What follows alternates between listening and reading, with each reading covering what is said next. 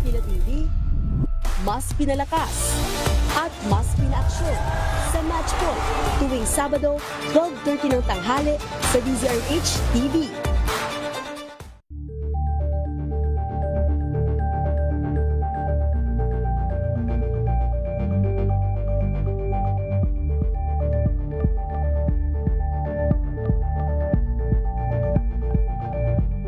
Sa pagbabalik tanaw sa 87 taong legasiya ng DZRH, napagtagumpayan na ng kauna-unahang himpilan ng radyo sa Pilipinas ang iba't ibang pagsubok, kabilang na ang bangungot noong panahon ng ikalawang digmaang pandaigdig.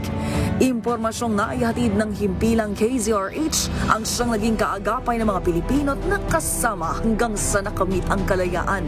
At nang muling mapas sa kamay ng mga Pilipino ang kasarinlan, nagbukas din ang panibagong yugto para sa himpilan. Mula sa KZRH na kalaunay naging DZRH, ang mga balita at impormasyon ang nagsilbing gabay ng mga Pilipino.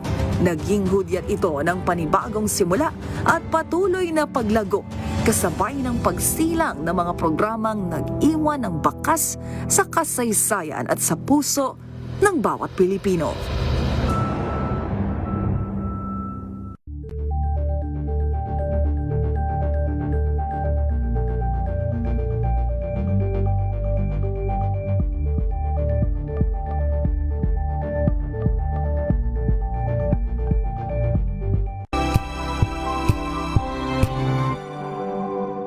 Wow, ang saya.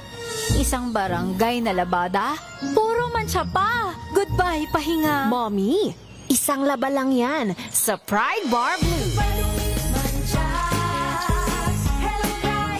May powerful stain-away enzymes na malupit sa dumit mansya. At di masakit sa kamay. Isang laba lang yan. Hello, pahinga. Hello, Pride Bar Blue. ACS. Tanggaling-galing mo Smart dishwashing paste ko Pritong ulam na masebo Plato ng kaldero Tanggaling for everyday. Ganyan pag smart ang dishwashing paste. May double tanggaling formula. Tanggal ang sebo, tanggal ang bakterya. Pahit para walang bahid. Linis fantastic sa metal at plastic. Number one ko to. Tanggaling-galing mo Smart dishwashing paste. ACS. Tinesting, sinuri, siniyasan. Ang resulta? Super effective ang Shield sa pagpatay ng bakterya at virus. Shield Antibacterial Soap. Believe ang mga eksperto sa Philippine Nurses Association. At si Mami. Tiwala ako sa Shield. Shield Antibacterial Soap. Napatunayang mabisa. Ang mga nurse, tiwala. ACS. May nagbago. May arte. May budget. Akala nyo lang yon. So solid. White rose papaya. Wow, white rose. White rose papaya. Wow, white rose. White rose papaya. May glow up with a white rose papaya. White rose papaya. May puti power times 2 kasi may papaya at niacinamide. May shea butter and tea tree oil pa. Kutis sulit ang glow up. Glow up with a white rose papaya. White rose papaya. Kutis sulit ang glow up. ACS. Galalala Falcon. Galalala Falcon. Ang bango ng sampayan. Tara na magsayawan. Calafabcon, amoy nakaka-joyful! Sa puso ng kalikasan, natatangi ang prutas ng mangosteen. Ito ay nagtataglay ng antioxidant compounds na alpha, beta at gamma mangosteen. Ang MX3 capsule ay isang food supplement na gawa sa natural na mangosteen. Ito ay tested and proven to help avoid knee joint pain discomfort para iwas-iwas sa sakit with long-term supplementation 2 capsules daily. MX3 capsule, tunay, natural at original. Mahalagang paalala, ang MX3 capsule ay hindi gamot at hindi dapat gamiting panggamot sa anumang uri ng sakit. Galalala Falcon. Galalala Falcon. Ang bango ng sampayan. Tara na magsayawan. Calafabcon, amoy nakaka-joyful! I'm Danvic Briones. I'm a visual artist and a cook, and this is my MX3 story. How does MX3 help you when it comes to your health? Canada made me slow down. What that does, lalo na with MX3, it enhances that because it's organic. So it helps you sustain that healthy lifestyle na hopefully will still be standing and being active in the next 30, 40, 50 years. MX3, dito ako, believe. Mahalagang paalala, ang MX3 capsule ay hindi gamot at hindi dapat gamiting panggamot sa anumang uri ng sakit.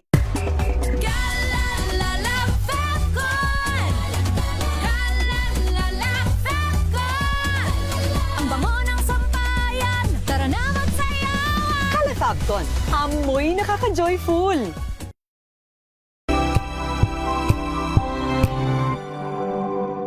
Hello, Washi! Laundry day na naman! Yay! Anong meron? Mancha ng chocolate, putik, may libag pa! Kaya natin yan! With Pride Washing Machine Detergent, may triple stain-away formula. Tanggal ang makapit, madikit, at malupit na dumit mancha. Kaya easy-easy ang labada. Mula noon hanggang ngayon! All you need is pride. All you need is pride. ACS. Sa lahat ng bagay, simula pa lang, siguraduhing max protection na. Kasi pag kulang ang proteksyon, baka madaling masira. Sa ngipin, dapat may max protection din. Max Alaga ng Unique Toothpaste. With Max Protect Formula, helps stop cavities before they start, while keeping breath fresh. Try Unique Maximum Fluoride Protection. Para Max Alaga, Max Protektado. ACS. If I get impeached, then that is my end. Tumutok sa pinaka-importanteng paglilitis ng impeachment court ngayong taon. The impeachment trial of Vice President Sara Duterte. A DZRH Special Coverage.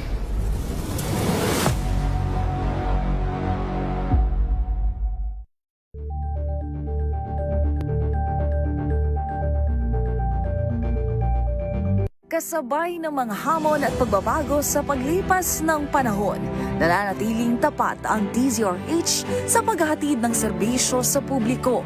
Mas pinalawak ang pagpapaabot ng balita at impormasyon, hindi lang sa radyo, kasama na rin ang telebisyon, live streaming at social media para ihatid ang mga kwentong makabuluhan at napapanahon saan ka man naroroon. Mula noon hanggang ngayon, mananatiling kaagapay mo ang DZRH, naninindigan sa paghahatid ng katotohanan at sa paglaban sa patuloy na pagkalat ng disinformasyon at sa pagyakap sa makabagong teknolohiya at sa patuloy na pagsulat ng kasaysayan, mananatiling kasama mo ang DZRH saan ka man sa mundo. Angel po si Angelo Palmona sa giiwan sa inyo na isang magandang umaga. Maraming salamat. Life goes on! Nine, good morning, Lakay! Good morning, Sister Ann. At good morning. Magandang mainit na umaga. Angel po si Angelo Palmona sa giiwan sa inyo na isang magandang umaga. Maraming salamat. Pilipinas, una sa Pilipino. Maagang balitaan, maagang usapan sa mga issue at balita. Kasama si Kuya Angelo Palmones sa Magandang Umaga Pilipinas. Mula Lunes hanggang Biyernes.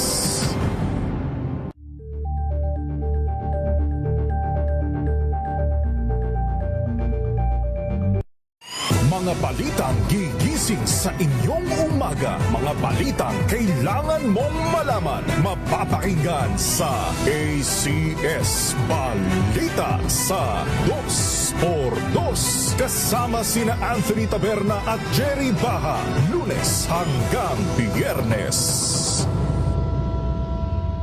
At tuloy-tuloy na reports kasama ang buong puwersa ng DZRH sa buong Pilipinas mula Luzon, Visayas at Mindanao. Tanaw, lahat ng malalaking balita, maiinit at viral. Hagip ng pinakamalawak na newscast sa buong Pilipinas.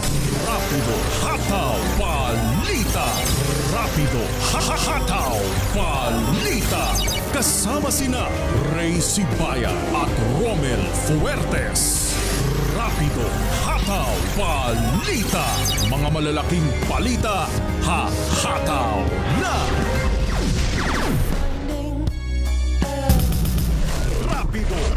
Rapido Hataw Balita.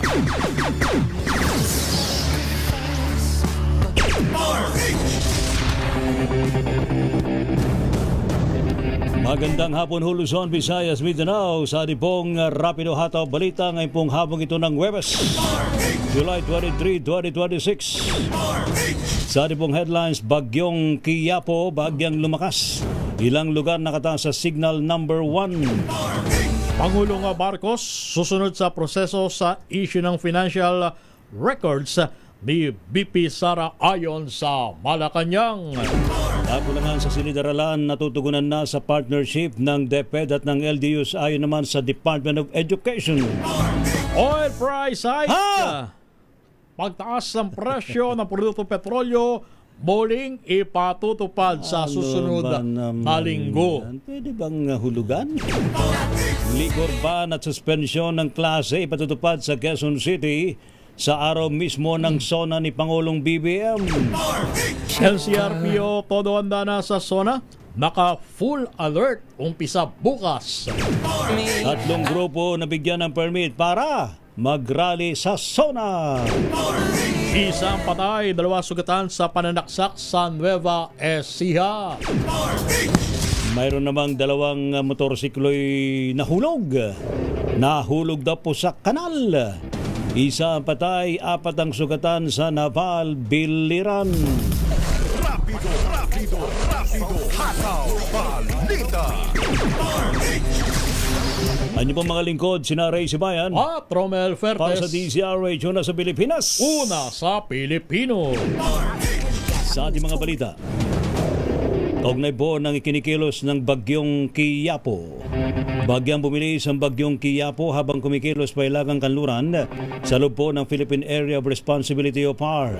Ayon po sa pag-asa, uling namata ng Tropical Depression sa layong 830 kilometro sa silangan ng Hilagang Luzon at kumikilos pahilagang kanluran sa bilis na 25 kilometro bawat oras. Taglay po nito ang pinakamalakas na hangin na abot po sa 45 kilometro bawat oras malapit sa gitna at bugso ng hangin na abot naman sa 55 kilometro bawat oras. Nakataas po ang Tropical Cyclone Wind Signal number 1 sa mga sumusunod na lugar diyan po sa Batanes, Cagayan, kasama na po ang Babuyan Islands, maging sa Isabela, Apayao, Abra, Kalinga, maging ang eastern at central portion ng Ifugao, silangan at gitnang bahagi ng Mountain Province, maging ang hilagang bahagi ng Ilocos Sur, Ilocos Norte, hilagang bahagi ng Aurora, hilagang bahagi ng Quirino, hilagang bahagi ng Nueva Vizcaya, at ayon po sa pag-asa, posible daw pong mag-landfall ang Bagyong Quiapo sa Babuyan Islands bukas ng hapon o gabi at lalabas ng PAR sa Sabado ng umaga o tanghali. Samantala, pinaghahanda ng Department of Energy ang publiko laban sa panibagong pagtaas sa presyo ng mga produktong petrolyo sa susunod na linggo. Next week, araw na Martes, sa panayam ng Damdaming Bayan dito sa DZRH, sinabi ni Department of Energy Oil Industry Management Bureau Director Attorney Rino Abad na tinatayang aabot sa 5 piso. 5 piso kada litro ang posibleng dagdag presyo sa gasolina at diesel, habang 3 piso kada litro naman sa kerosene. Gayunpaman, nilinaw ni Abad na maaari pang magbago ang pagtaya depende sa galaw ng pandaigdigang merkado sa 12 araw ng trading. Sa kasalukuyan, lumalagpas na sa 80 piso kada litro ang presyo ng diesel at may pangambay itong umabot muli ng hanggang sa 100 piso kada litro kung lalo pang lalala ang tensyon sa gitnang silangan, partikular sa pagitan ng puwersa ng Amerika at Iran. Wala bang magagawa dyan ng DOE? Wala. Man lang sana Deregulate, deregulated Nasaan na ang oil industry natin Nasaan na yung mga hakbang na i-suspend muna ang value-added tax o siguro, kaya fuel tax? Ha? It's about time na reviewin ulit. Ano ba naman yan? Kasi nung last Mr. time, President, Apo BBM, Yes. ha? Baka pwede naman po. Kahit Last time, pansamantalang naman po yan eh. Last time, nung dumanas tayo ng mga serye din ng malaki ang pagtaas sa presyo ng langis, hindi ba't ikinonsidera yan? Pinag-uusapan Diba? na nga yan eh. Hindi lang natuloy nung medyo umayos ng konti sa Middle East, ha? Pero heto na naman, ha? Dapat Talaga siguro naman, anticipate na natin. Oo. Diba? Ay, susapo. Samantala naman, tiniyag po ni Senior Deputy Majority Leader at Senate Committee on Finance Chairman JB Ejercito na magpapatuloy daw po investigasyon sa flood control anomaly. Ito po'y sa gitna ng mga paratang na ginagamit daw po ang impeachment trial kay BP Sara para pagtakpan ang naturang usapin. Advoke Ejercito, kahit na may impeachment trial, ay hindi dapat maapektuhan ng ibang trabaho ng Senado tulad po ng issue naman sa flood control at pagtalakay sa 2027 national budget kapag naisumite na ito mula sa Department of Budget and Management.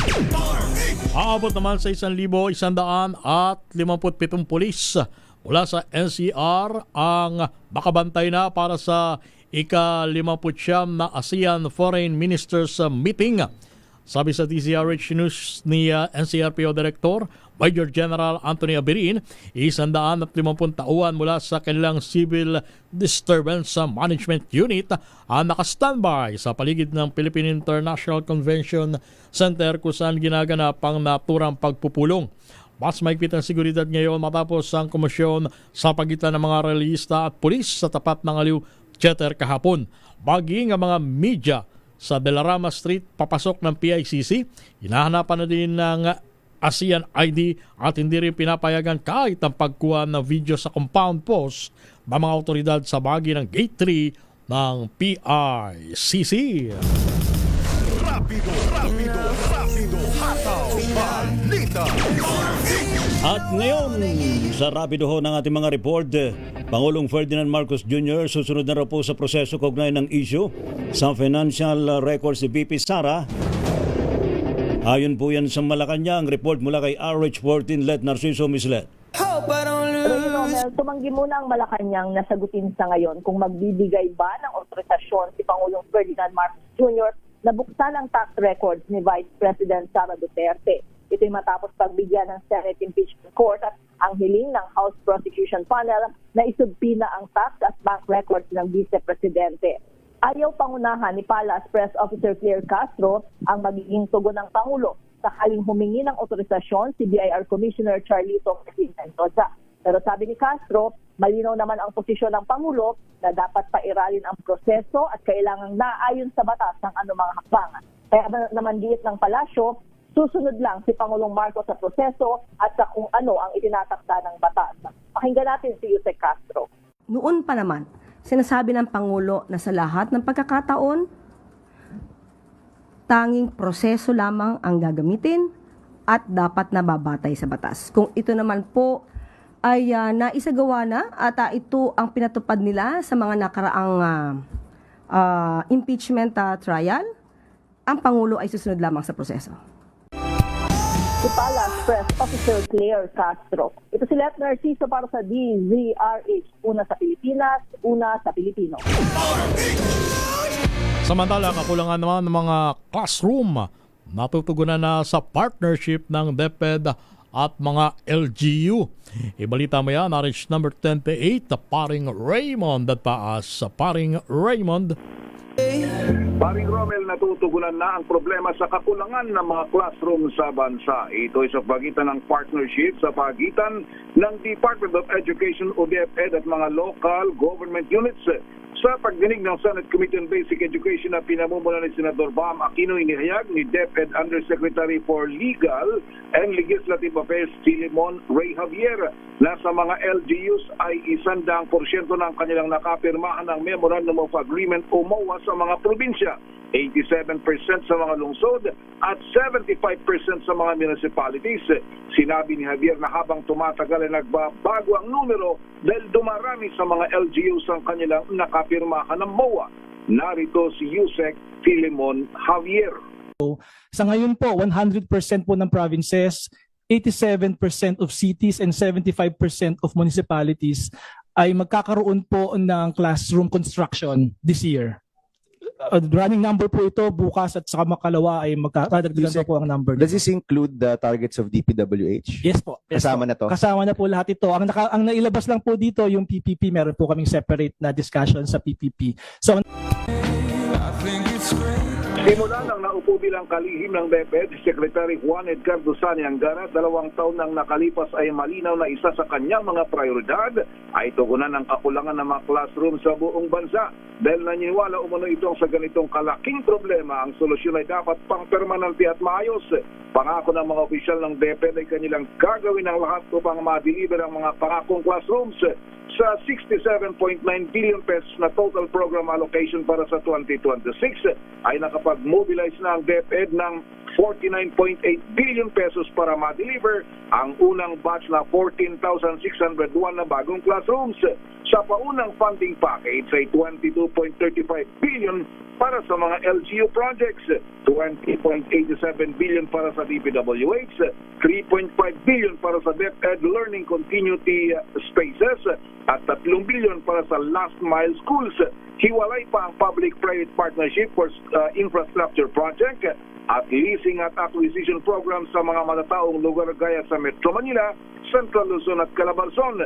Sa mga LGUs ay meron ng notices to proceed sa mga lalawigan ng Biliran at Mountain Province at resolutions to award sa Nueva Ecija at Ilocos Sur.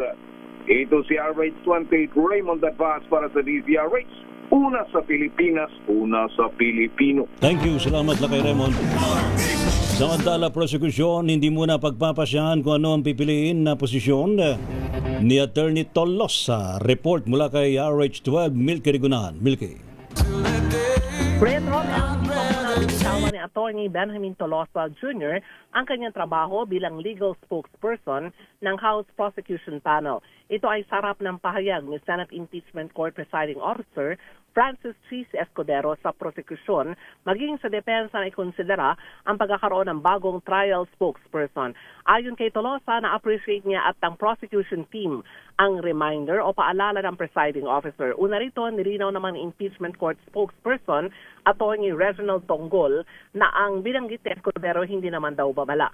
Ayon kay Tolosa, sa ngayon ay wala pang desisyon ang prosecution sa posisyon bilang legal spokesperson at private prosecutor din. Nilinaw din ni Tolosa, noon pa man ay nag-iingat na siya sa mga inilalabas na pahayag at gayon din naman si Attorney Michael Poa na siyang spokesman ni Vice President Sara Duterte. Tinitiyak din ni Tolosa na ang lahat ng statements niya ay hindi lumalabag sa sub judice rule o patakaran ng impeachment court. Ako si Milky Rigunan, nagulat para sa DZRH, una sa Pilipinas, una sa Pilipino.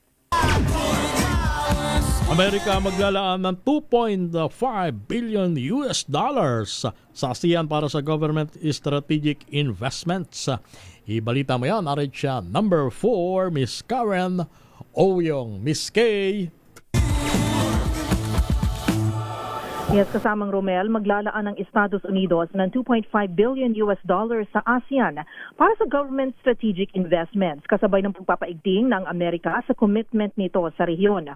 Sa kanyang opening remarks sa 59th ASEAN Foreign Ministers Meeting, post-ministerial conferences, and related meetings na ginanap sa Philippine International Convention Center o PICC sa Pasay City, inanunsyo ni U.S. Secretary of State Marco Rubio ang naturang commitment ng Amerika sa rehiyon. Ibig sabihin nito, target ang naturang assistance ang magbuhos ng puhunan sa mga sektor na magsisiguro sa supply chains, pag-acquire ng tinatawag na proprietary technology at iba pa upang matiyak na matatag ang ekonomiya ng isang bansa.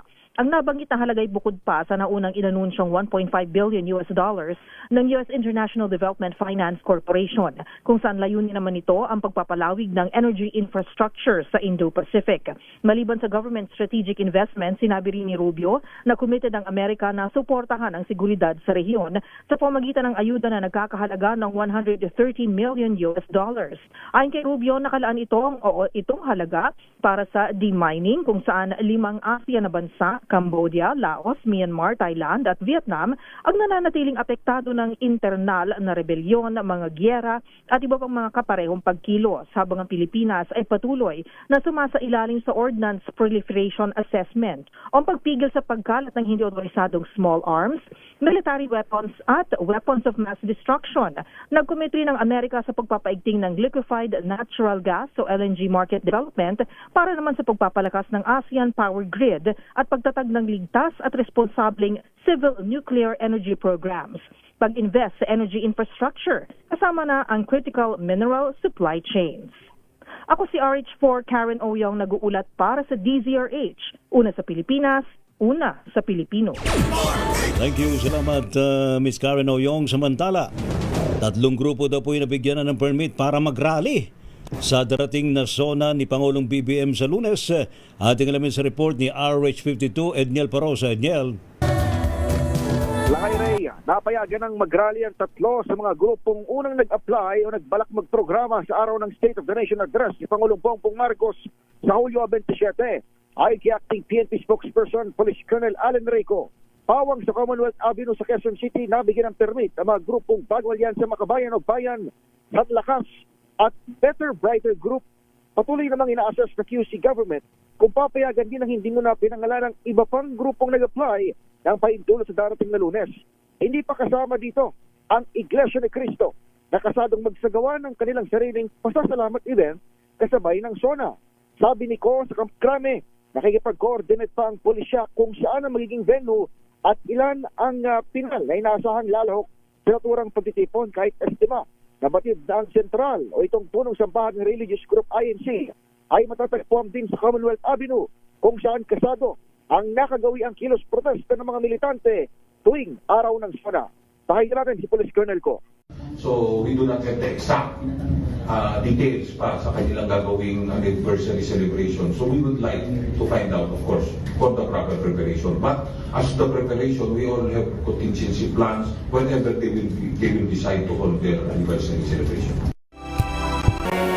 Magtataas ng Pulinet status sa NCRPO habang nagpapakalat naman na higit sa 20,000 tauhan ng buong PNP para sa ika-5 SONA ng Pangulo ng Republika. Ako si Edniel Parosa, nag-uulat para sa DZRH. Una sa Pilipinas, una sa Pilipino. Di korban at suspension ng klase ipatutupad sa Quezon City sa Lunes dahil sa SONA. Ibalita mo yan RH number 5, Val Gonzalez. Val. Romel, pagpalamang ng alas 12 ng ating sa araw ng July 27 ay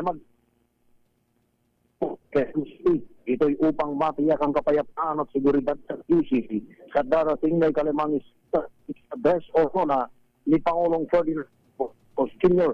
Pirmato na ni si President ang nilabas na executive order para dito. Ayon sa EO number 24 series of 2026 na nilagdaan ni Belmonte, iiral ang pagbabawal sa nakalalasing na alak mula alas 12:01 ng madaling araw hanggang alas 6 ng gabi sa araw ng Lunes. Sa loob ng oras na ito ay bawal ang pagbibenta at pamimigay at pag-inom ng alak sa mga pampublikong lugar sa buong lungsod. Ipatutupad ito sa Cebu City Mayor Department of Transport at talakasbay ng Licorban ay susunod. Val. Pumit ka ng konti para malinaw. Oo, Ray, kasabay ng Licorban ay suspendido na rin ang klase sa lahat ng ANTAS, public at private sa Quezon City sa July 27, batay naman sa nakasaad sa Executive Order number 23. Ako si Val Gonzalez, DZRH, una sa Pilipinas, una sa Pilipinas. Thank you, Val. Samantala naman, National Capital Region Police Office sabay nakatodo, handa na raw po sa darating na SONA. Nakatakda pong itaas ng full alert bukas dito po sa Metro Manila. Report mula kay RH15, Miss Giselle Ricafort. Miss Giselle. Nakairi, todo handa na ang National Capital Region Police Office para sa ikalimang zona ng Pangulong Bongbong Marcos Jr. Ayon kay NCRPO Director Major General Anthony Abirin, mula sa heightened alert itataas na sa full alert yung hanay bukas, alas 5 yan ng hapon. Ipagkakalat naman yung mahigit 21,000 kapulisan. Ipopostean niya yung mga ito sa Batasang Pambansa Complex, mga pangunahing lansangan, mga transport terminal, border control points, designated rally zone, mga government installation at iba pang mga critical na lugar sa lungsod. May naka-standby namang mahigit 11,000 tauhan ng Civil Disturbance Management Unit para siguruhin yung mapayapang pagsasagawa ng mga pagtitipon. Sabi pa ni Abirin, magpapatupad din ng no-fly zone sa mga designated area at yung nationwide suspension ng permit to carry firearms outside residence sa July 27. Nagsagawa ng showdown Miss Giselle, inspection sa Abirin. Sandali lang, Miss Giselle. Ulitin mo nga yun. Suspendido ang PTC4 nationwide sa Lunes. May nationwide suspension sa Lunes, July 27, Lakay. Sa araw ng zona ng Pangulong Bongbong Marcos ay ipinagbabawal yung pagdadala ng mga barilalo maliban na lamang doon sa mga uniform personnel at may duty sa araw ng ikalimang zona ng Pangulo. Nagsagawa kaninang umaga ito ng showdown inspection si Abirin sa Camp Bagong Diwa sa Taguig City para ihanda na yung police deployment para sa Lunes. Ito si Giselle Ricafort para sa DZRH, una sa Pilipinas, una sa Pilipino. Buwan ng Wikang Pambansa 2026 inilunsad, may tutulong ng paggamit ng Artificial Intelligence o AI. Binigyan din ng komisyon sa Wikang Pilipino. RH number 9, Miss Tina Nolasco sa detalye. Tina. Romel, opisyal na ngang inilunsad ng Komisyon sa Wikang Pilipino ang buwan ng Wikang Pambansa 2026 ngayong araw sa Metropolitan Theater sa Maynila. Layo din ang aktibidad na maparating sa publiko ang mga gawain at programa sa buwan ng Wikang Pambansa. Sa ilalim ng temang Wikang Pilipino ay AI, kasangkaapan sa pananaliksik at tulay sa yaman ng impormasyon. Sa mensahe ni Atty. Marites Barrios Saran, tagapangulo ng Komisyon sa Wikang Pilipino, binigyan din ito ang tulong ng Artificial Intelligence o AI sa pananaliksik, pag-unlad, pagtuklas ng mga bagay, kaalaman at sistema na kapakipakinabang sa tao. Pakinggan natin. Sa mga bagong panahon ng AI, binibigyang diin na lalong magiging mahalaga ang wikang Pilipino bilang tulay ng halaman, saliksik at inklusibong pag-unlad. Ito si RH9 Tina Nolasco para sa DZRH, una sa Pilipinas, una sa Pilipino. Thank you. Salamat, Miss Tina Nolasco. Samantala naman, isa raw hong magnanakaw na sangkot sa estafa sa Quezon City. Ayun, kalaboso. Report mula kay RH23, Edwin Duque. Edwin.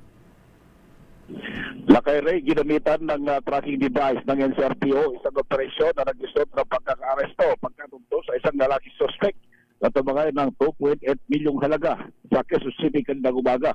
Isa mo na itong teknolohiya na ginamit ng NCRPO na nag-resulta ng mabilis na pag-aresto sa isang suspect dahil nga dito sa halagang 2.8 milyong halaga na ninakaw na pera, pati na rin ang iba pang mga mahalagang personal na gamit. Ilang oras lamang matapos si ulan sa krimen, ay mabilis na kumilos ang autoridad para sa isang operasyon. Ang 31 years old na tekwa na lalaki suspect na aresto kanina umaga sa Barangay Sayata sa Quezon City, kaugnay ng isang kasong istapa na kinasagutan ng humigit kumulang 3,435,000.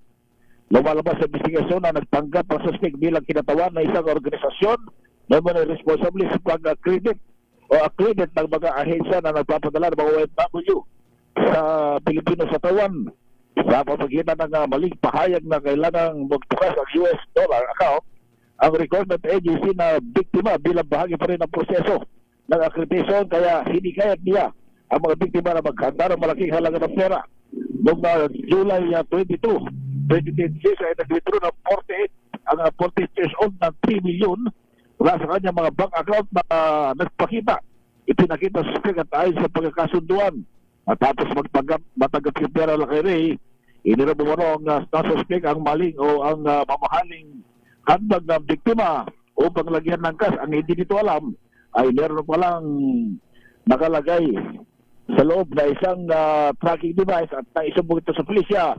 Ito na nagturo sa kanya kung saan ito hanapin at kanina na na-aresto ang suspect. Aresto 23 ito kinagulat sa Visa Race una sa Pilipinas, una sa Pilipino.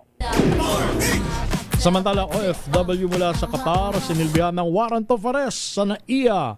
Alamin natin kung bakit. Ibalita mo yan, RH number 27, Mr. Noche Kakas. Mr. Noche! Romel at Lakay Ray Posas ang inabot ng isang overseas Filipino workers matapos silbihan ng warrant of arrest sa Ninoy Aquino International Airport Terminal 3 sa lungsod ng Pasay.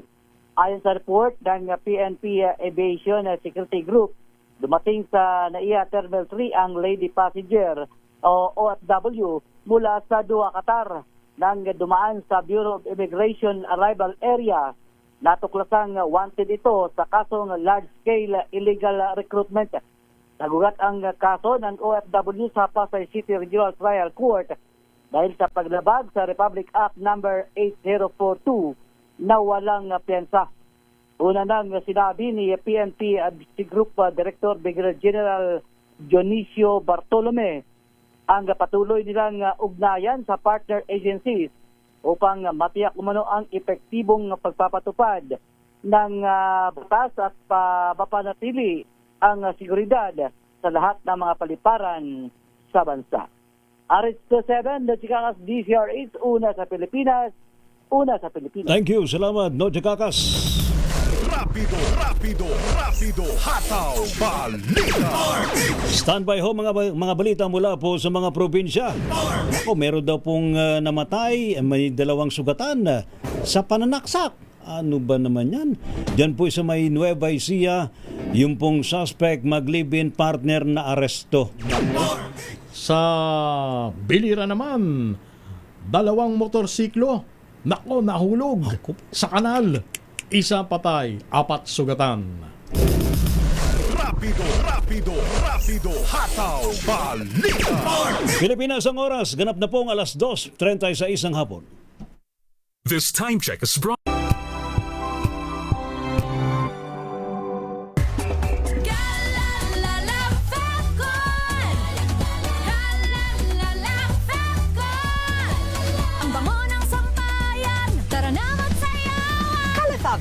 Amoy nakaka-joyful! I am Rexeline Ann Cabaltero Reyes. I am a practicing health professional here in Ontario, Canada. Let's go to MX3. Paano siya nakatulong? When I tried MX3, aba! My body loves MX3. Magiging mommy ka na after ng shift mo. So I really need that push and help from MX3 capsule, which makes me a better me. MX3, dito ako bilib. Mahalagang paalala, ang MX3 capsule ay hindi gamot at hindi dapat gamitin panggamot sa anumang uri ng sakit.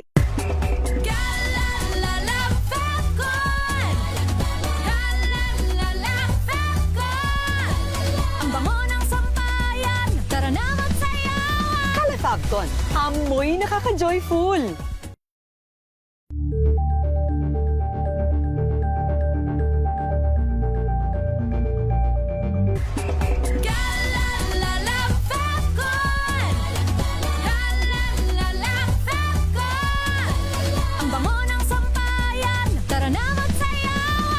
Califabcon, amoy nakaka-joyful!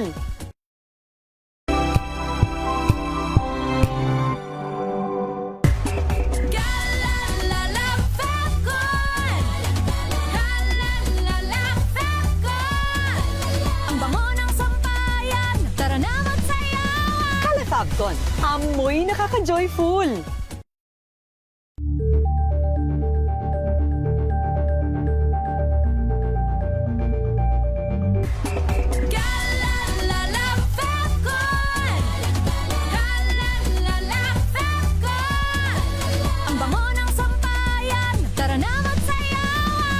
Lipton. Amoy nakaka-joyful.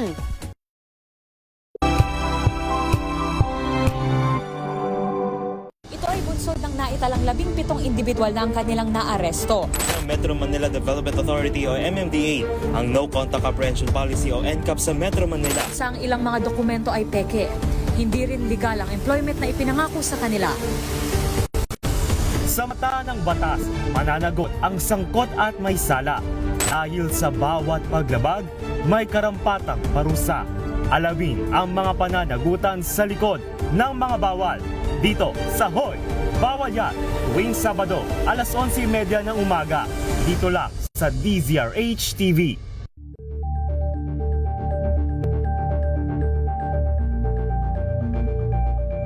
Tumunog na ang gandingan para sa kalikasan. Ang nagkamit ng parangal bilang Best News Anchor ay walang iba kundi si Angelo Palmones ng Magandang Umaga Pilipinas, DZRH Radio 666 kHz.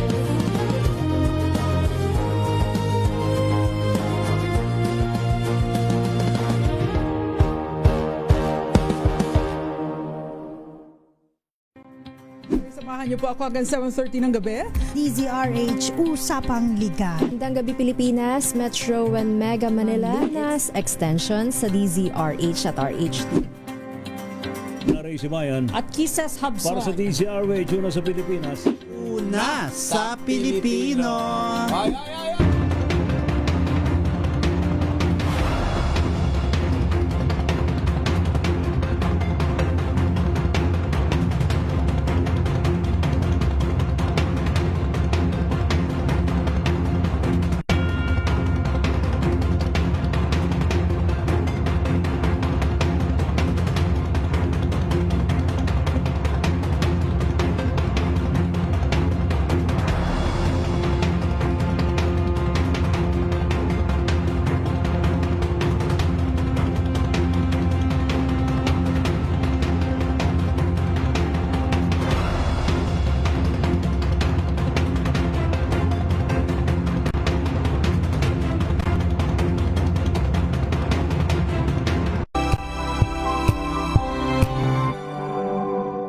We've got you covered.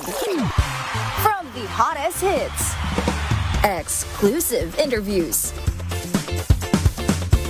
kilig to the bones fan meet experience, and hataw performances of your favorite stars. Saturdays, 12 noon, dito lang sa DZRH TV.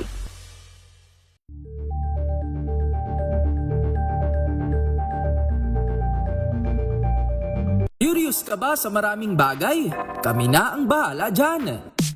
Aalamin, tutuklasin at bibigyang linaw namin ang mga katanungang bumabagabag sa inyong isipan. Sa programa kung saan ang bawat sagot ay galing lamang sa mga eksperto. Ang Expert's Opinion, tuwing linggo alas 3 ng hapon, dito lang sa DZRH TV.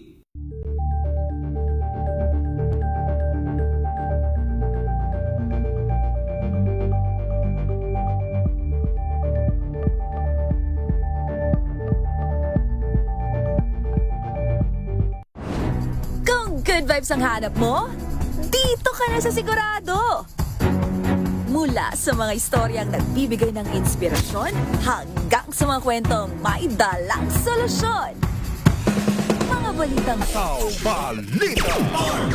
Ang niyo pa rin pong mga lingkod sa pagbabalita, sina Ray Sibayan at Romel Fertes. Para sa DZRH, una sa Pilipinas. Una sa Pilipino.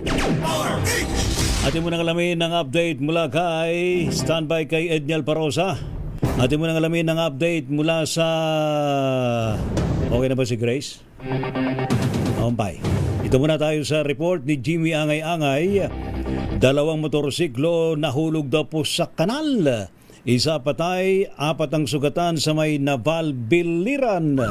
Report mula kay Jimmy Angay-Angay. Jimmy.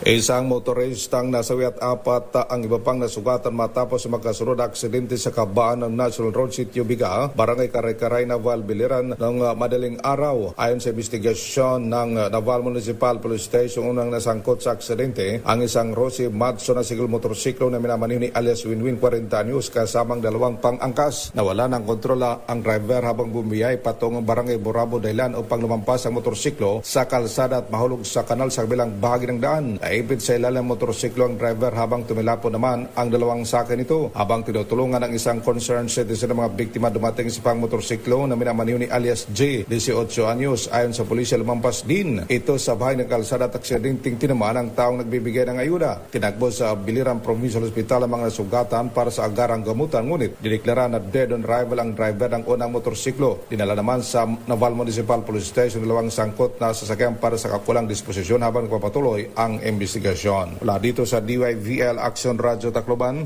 ito si Arthur Tito Jimmy Angay para sa DZRH, una sa Pilipinas, una sa Pilipino.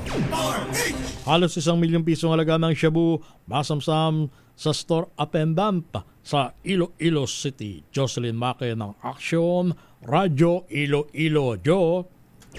Nagsisilbing runner umano ng person deprived of liberty o PDL ang 23 anyos na suspect sa drug bust operation sa barangay Ginubatan, Leganes. Ito ang lumalabas sa investigasyon ng Provincial Drug Enforcement Unit bago isinagawang operasyon kay alias Edney, residente ng Dumangas, Iloilo at nagtatrabaho bilang store attendant sa lungsod ng Iloilo. Na-recover sa suspect ang isang maliit at 3 malalaking sachet ng suspected shabu na may bigat na 140 grams at nagkakalaga ng halos 1 million pesos. Sinabi ni PDEU Head Police Major Daja de Lima, nalaman lang nila na PDL ang katransaksyon ng kanilang asset ng umami ng suspect. Inamin rin ni de Lima na hindi nila natutukan ang aspeto sa pag-check ng background ng katransaksyon ng kanilang asset, lalo na hindi ito sinabi sa kanila. Tumanggi na ang pulis na sabihin kung saang penal facility sa Iloilo nakakustody ang PDL dahil base sa kanilang pag-imbestiga, meron pa siyang isang kasama na involved rin sa illegal drug transaction. Gumagamit umano ng cellphone ang nasabing PDL sa illegal na transaksyon. Mula sa Action Radio Iloilo, ito si Jocelyn Maque para sa DZRH, una sa Pilipinas, una sa Pilipino. Thank you. Salamat, Jocelyn Maque.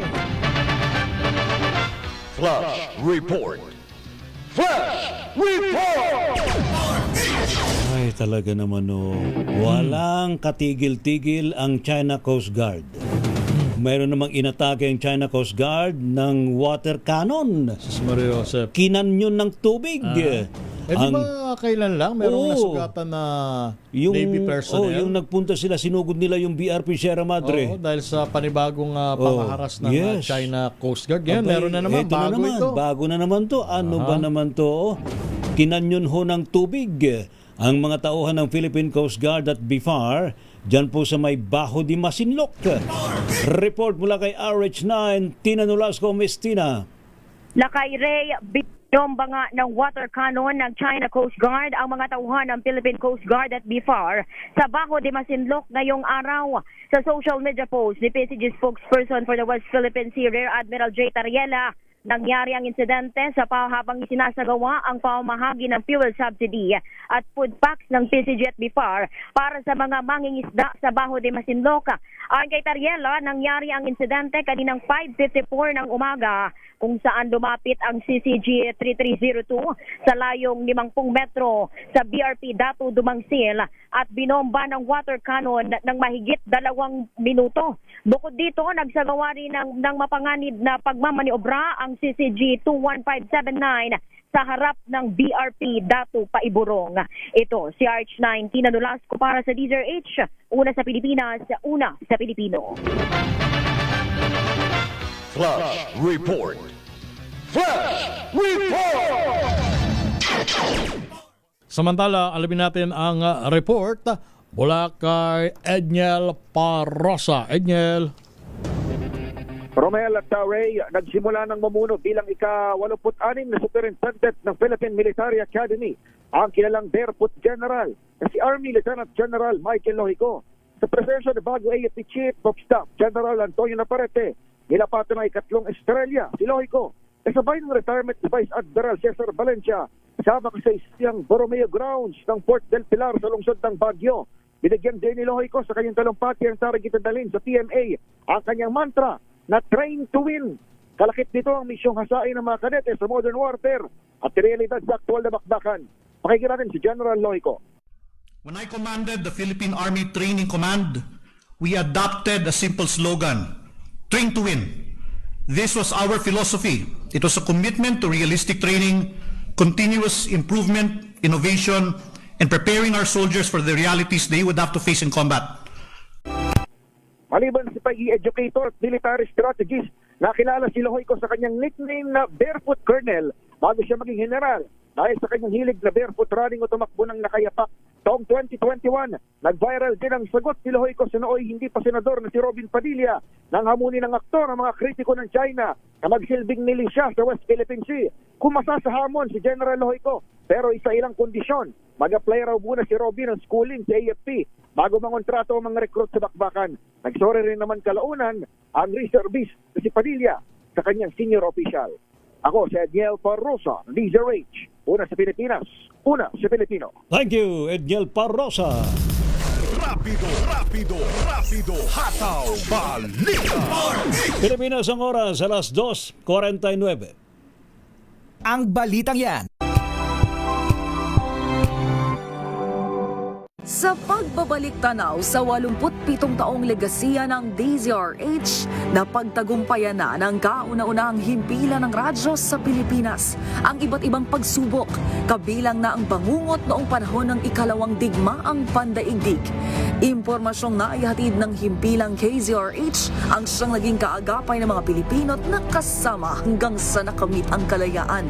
At nang muling mapas sa kamay ng mga Pilipino ang kasarinlan, nagbukas din ang panibagong yugto para sa himpilan.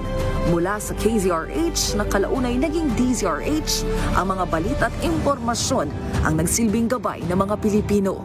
Naging hudyat ito ng panibagong simula at patuloy na paglago, kasabay ng pagsilang ng mga programang nag-iwan ng bakas sa kasaysayan at sa puso ng bawat Pilipino.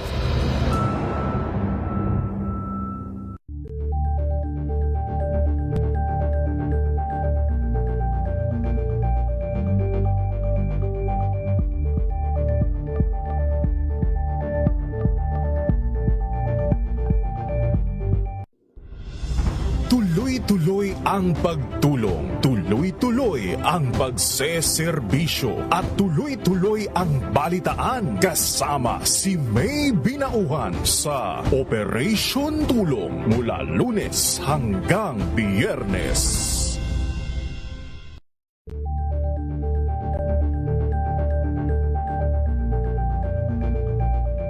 Ngayong ika-87 taon ang kauna-unahang himpilan ng radyo sa Pilipinas, ang DZRH, patuloy pa rin magbabalita, magseserbisyo at magbibigay pag-asa sa iba't ibang sulok ng bansa.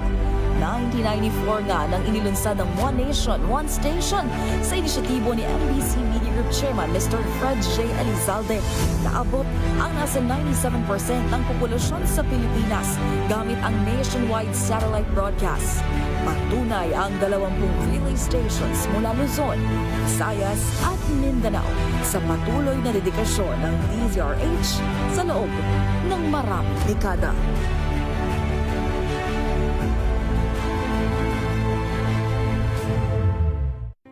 Angel po si Angelo Palmona sa giiwan sa inyo ng isang magandang umaga.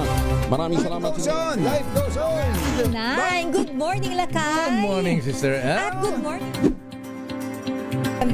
Magandang mainit na umaga. Angel po si Angelo Palmona sa giiwan sa inyo ng isang magandang umaga. Maraming salamat. Sa Pilipinas, una sa Pilipino.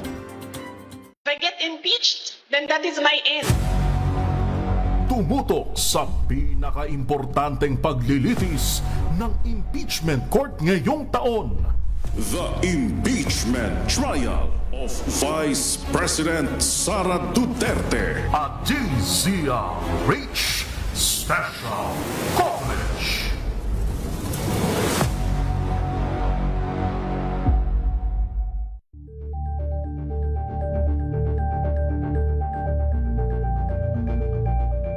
kasabay ng mga hamon at pagbabago sa paglipas ng panahon, nananatiling tapat ang DZRH sa paghahatid ng serbisyo sa publiko. Mas pinalawak ang pagpapaabot ng balita at impormasyon, hindi lang sa radyo, kasama na rin ang telebisyon, live streaming at social media para ihatid ang mga kwentong makabuluhan at napapanahon saan ka man naroroon. Mula noon hanggang ngayon, mananatiling kaagapay mo ang DZRH, naninindigan sa paghahatid ng katotohanan at sa paglaban sa patuloy na pagkalat ng disinformasyon at sa pagyakap sa makabagong teknolohiya at sa patuloy na pagsulat ng kasaysayan, mananatiling kasama mo ang DZRH saan ka man sa mundo. Mga kaibigan, meron pa tayong update mula kay Grace Ansano. Isa pa tayo 2 sugatan sa pananaksak sa Nueva Ecija. Mga suspect na mag-live-in partner na aresto. Report mula kay RH25, Grace Ansano. Grace.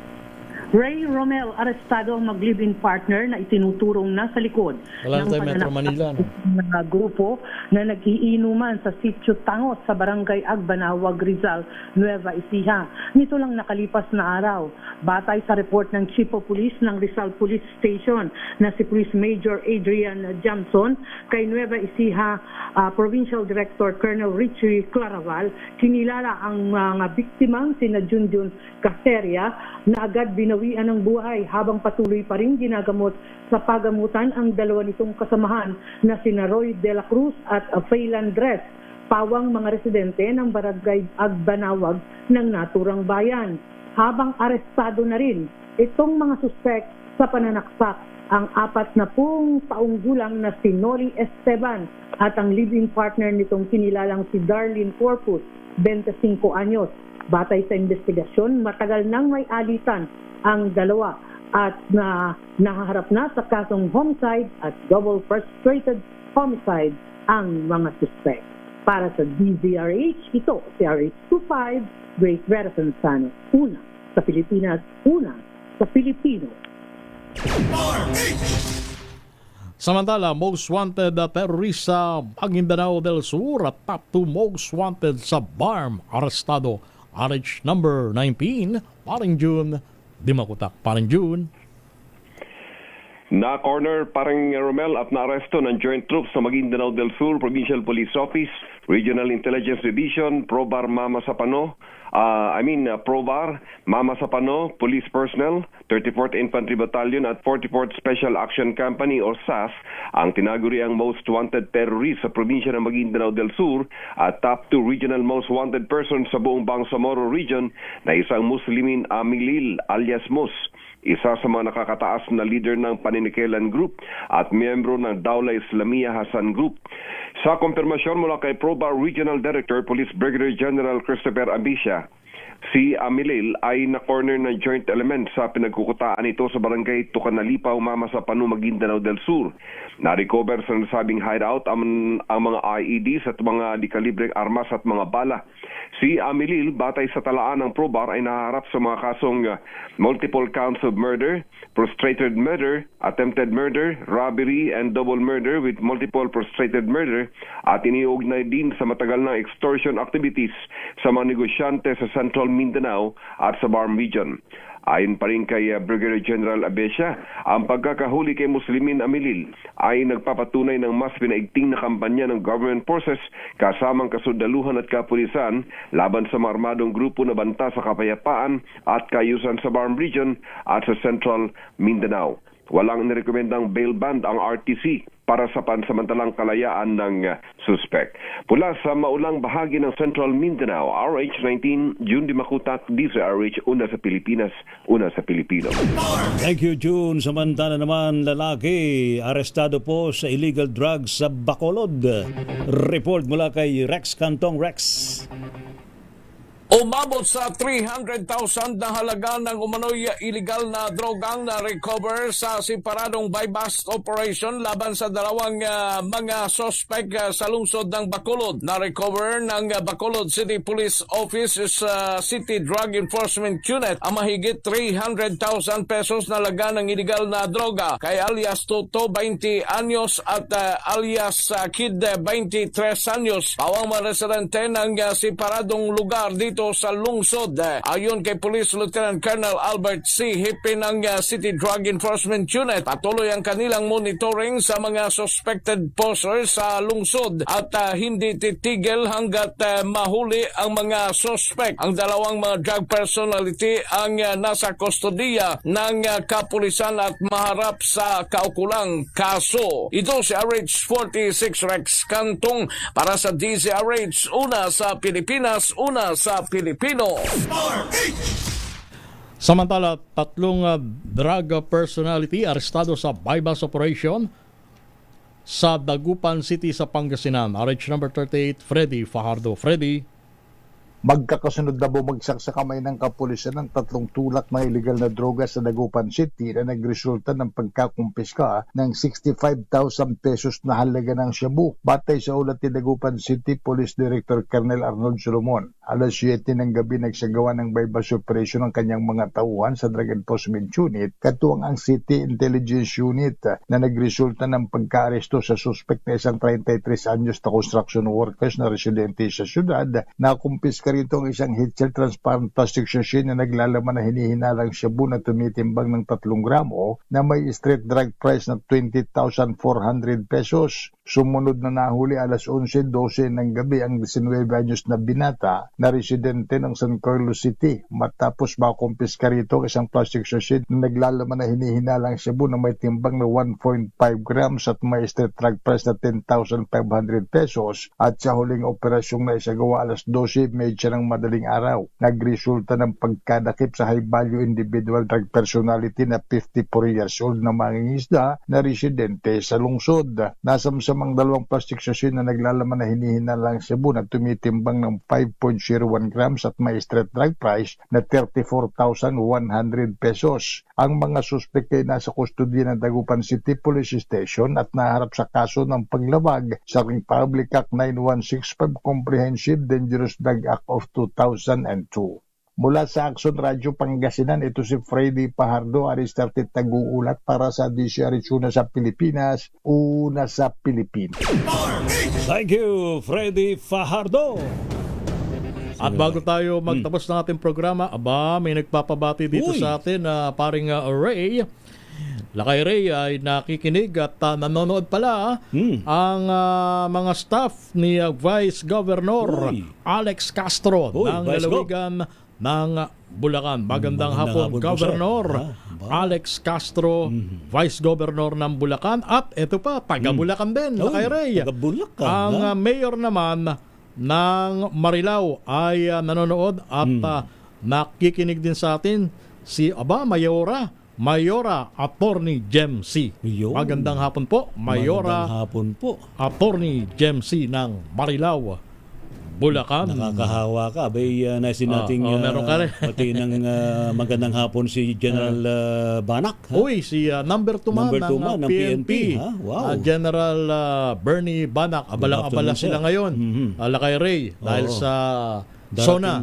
And of course dito sa may CCP sa ASEAN Conference Ministers meeting Ayan. Kaya todo seguridad para matiyak ang security ng ating mga bisita. Ayan. More power, General Bernard Banak. And of course, kay PNP Chief General Nartates. Ayan. Salamat po sa matumutok po sa ating balitaan sa Rapido Hataw Balitang Ipong habang ito ng Thank God It's Thursday. Thank you, Ms. Elinapit. Maraming salamat doon sa ating mga classmates sa buong persa ng DZRH News Team. Anyo po mga lingkod, sina Ray Sibayan at Romel Fertes. Para sa DZRH, una sa Pilipinas. Una sa Pilipino. Pilipinas ang oras, alas 3:02 ng hapon. RH!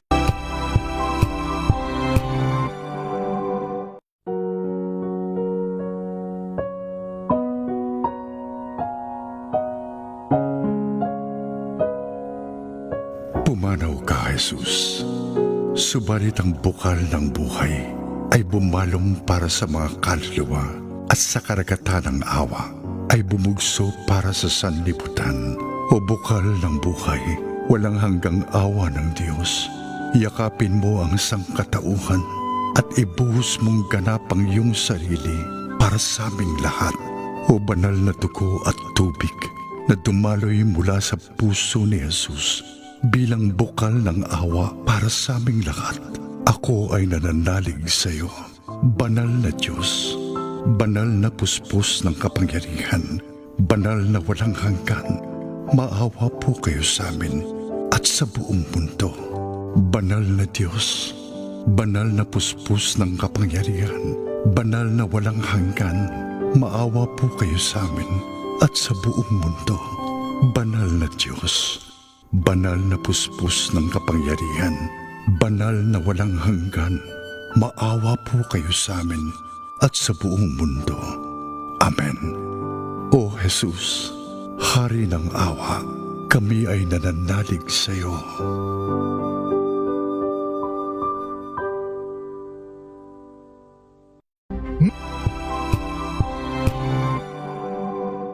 Wow, ang saya. Isang barangay na labada? Puro mancha pa. Goodbye, pahinga. Mommy, isang laba lang yan sa Pride Bar Blue. May powerful stain-away enzymes na malupit sa dunit mancha. At di masakit sa kamay. Isang laba lang yan. Hello, pahinga. Hello, Pride Bar Blue. ACS. Maulan man, no worries na amoy ko